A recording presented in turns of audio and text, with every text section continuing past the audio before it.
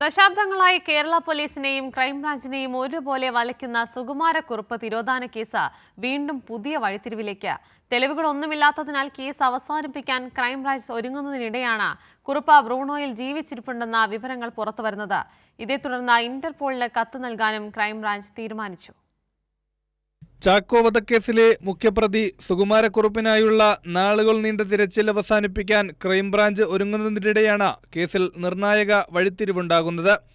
നേരത്തെ ഹൈദരാബാദിൽ വെച്ച കുറുപ്പിനെ ചികിത്സിച്ച രത്നമ്മ എന്ന മലയാളി നഴ്സിന്റെ മൊഴി പോലീസിന് ലഭിച്ചിരുന്നു. കുറുപ്പിന് കടുത്ത ഹൃദ്രോഗമുണ്ടെന്നായിരുന്നു ഇവരുടെ വെളിപ്പെടുത്തൽ. ഇത്രയും കാലം ഹൃദ്രോഗിയായ ഒരാൾക്ക് ഒളിവിൽ ജീവിക്കാനാകില്ലെന്നും അതിനാൽ സുകുമാരക്കുറുപ്പ് മരണപ്പെട്ടിട്ടുണ്ടാകുമെന്ന നിഗമനത്തിലുമായിരുന്നു അന്വേഷണ സംഘം. മറ്റ് തെളിവുകളൊന്നും ലഭിക്കാത്ത സാഹചര്യത്തിൽ കേസ് ഔദ്യോഗികമായി അവസാനിപ്പിക്കാൻ ക്രൈംബ്രാഞ്ച് നീക്കം നടത്തവെയാണ് മാധ്യമങ്ങളിലൂടെ പുതിയ വിവരങ്ങൾ പുറത്തുവരുന്നത്.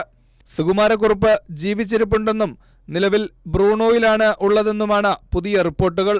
ഈ വിവരങ്ങളുടെ വിശ്വസനീയത ഉറപ്പുവരുത്തിയ ശേഷമേ കേസിന്റെ തുടർ നടപടികളിലേക്ക് കടക്കൂ എന്നാണ് ക്രൈംബ്രാഞ്ചിന്റെ തീരുമാനം. ഇതിന്റെ ഭാഗമായി വിവരങ്ങൾ സമാഹരിക്കാനും പരിശോധന നടത്താനുമായി ഇന്റർപോളിന്റെ സഹായം തേടും. ഇന്റർപോളിന് ഉടൻ കത്തയക്കാൻ ഉന്നത പോലീസ് ഉദ്യോഗസ്ഥരുടെ യോഗത്തിൽ തീരുമാനമായിട്ടുണ്ട്. അടിയന്തരമായി കത്ത് നൽകി പരിശോധനകൾ വേഗത്തിലാക്കാനാണ് ക്രൈംബ്രാഞ്ചിന്റെ നീക്കം. കൈരളി ന്യൂസ്, തിരുവനന്തപുരം.